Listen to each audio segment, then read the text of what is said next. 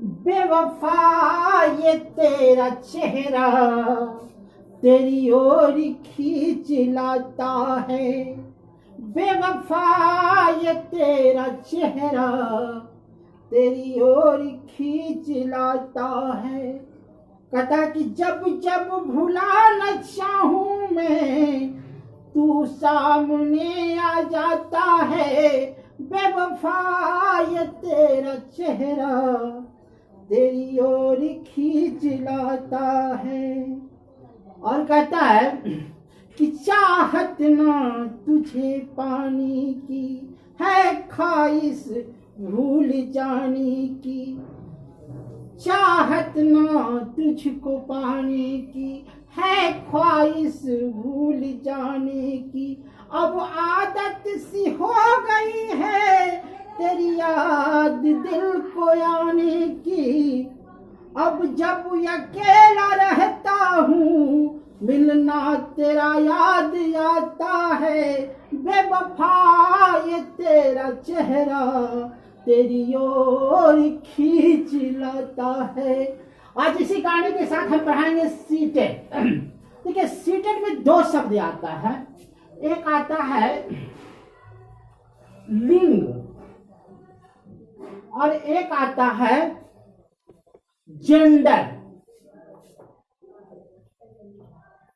ये क्या है? ये दोनों क्या है? कहता है कि बेवफा ये तेरा चेहरा तेरी ओर खींच लाता है।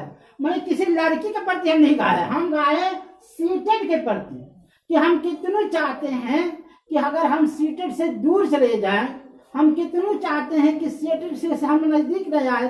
कहता कि बेवफा तेरा चेहरा तेरी ओर खींच लाता है और जितना भुलाना चाहूं मैं उतना तू याद आता है। चाहत न तुझको पाने की ख्वाहिश है तुझे आजमाइश की। अब चाहत सी हो गई है तेरी याद दिल को आने की। पढ़िए देखिए लिंग जो है एक प्राकृतिक है। क्या है? प्राकृतिक। प्राकृतिक मतलब समझते हैं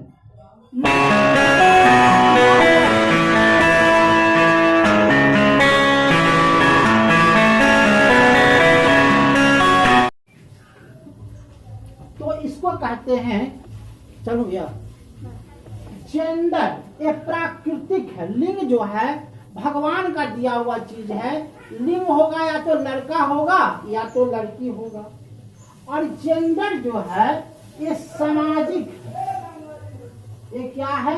सामाजिक है और संरचना है। ये भगवान नहीं है, ये समाज ने दिया है। तो देखो ये लिंग में दो प्रकार के होता है। एक होता है लड़का होता है और एक होता है लड़की होता है। तो लड़का जो होता है कभी लड़कियों जैसा व्यवहार भी करता है और लड़की जो होता है कभी लड़कों जैसा व्यवहार करता है। और जो लड़की कर देती है वो लड़का नहीं करता है और जो लड़का कर देता है और जो लड़की नहीं करता है। तो इसका तीन ही स्वरूप दिया गया है इसको बताने के लिए। पहला स्वरूप दिया गया है कि आप समानता का व्यवहार। एक है समानता का व्यवहार। समानता का व्यवहार में क्या कहा गया है कि लड़की को सिर्फ गुड़िया का खिलौना दिया जाए। नहीं, लड़की के लिए कौन सा खिलौना है? तो गुड़िया। ये गुड़िया से खेलेगी। और लड़का के लिए बंदूक। तो बंदूक जो खिलौना है ये समानता का व्यवहार करता है। उसके बाद होता है रूढ़िवादिता।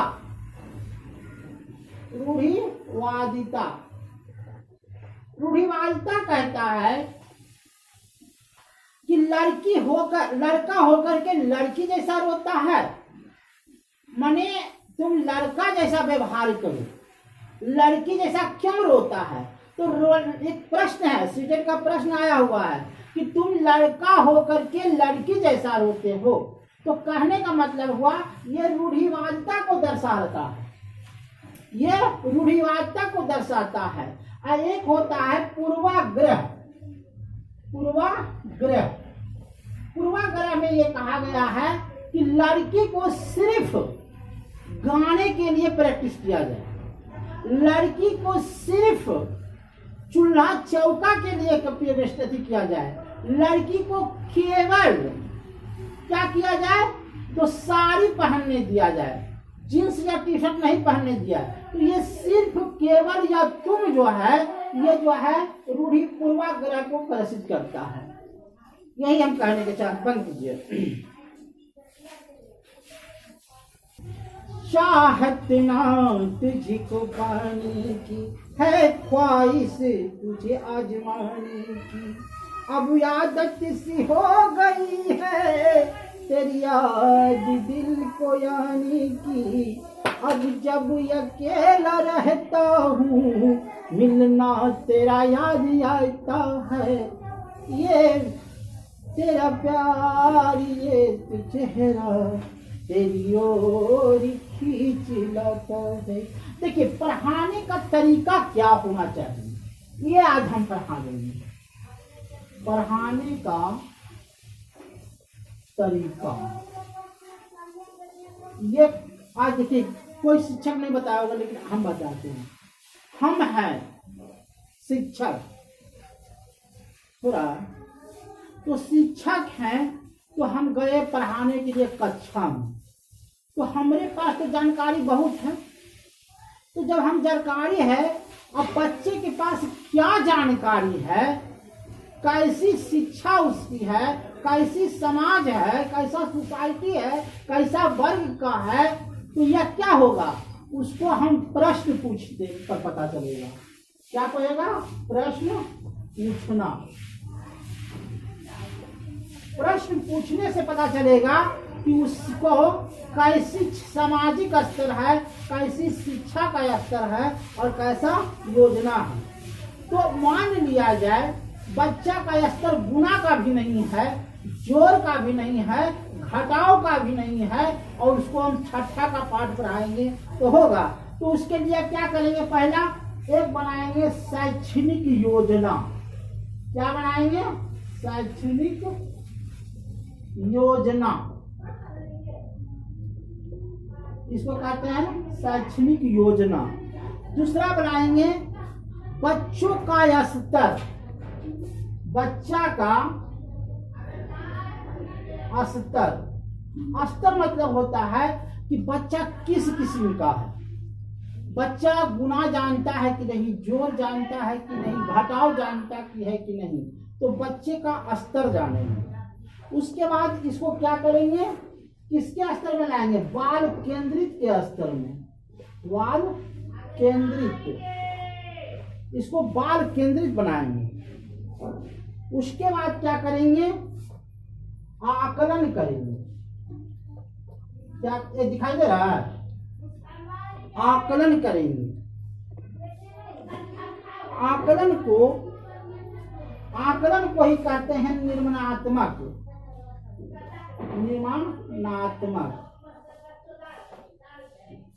उसके बाद है स्पष्ट रूप देंगे। क्या देंगे? स्पष्ट रूप देंगे।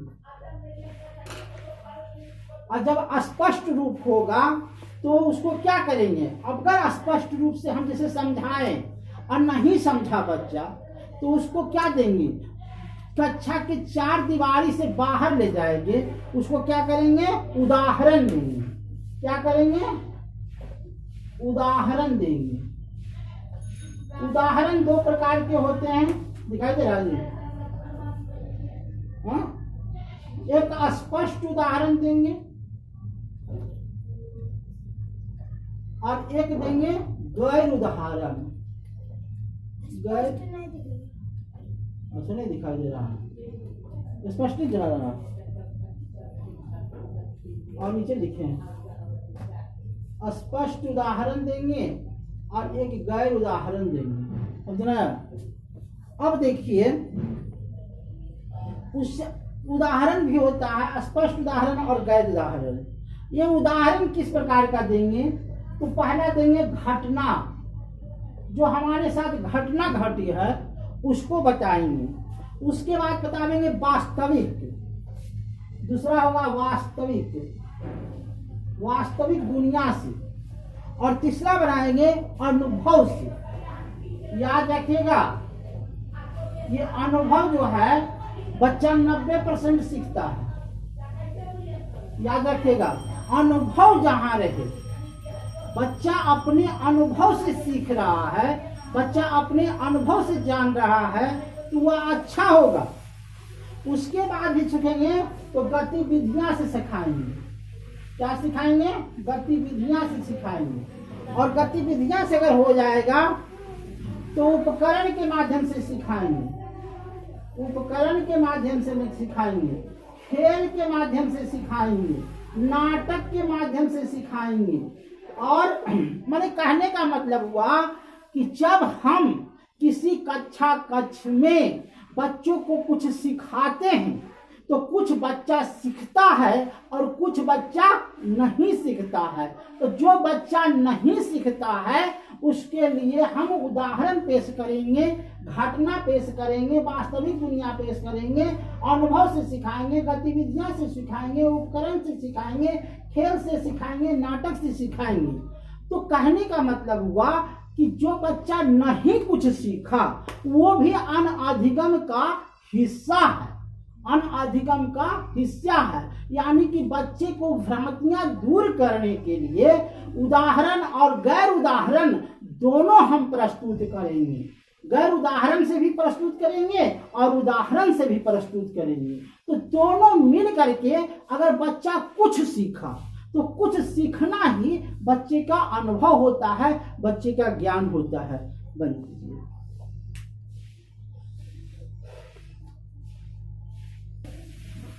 अब जब बच्चा सीख गया तो उसको क्या करेंगे?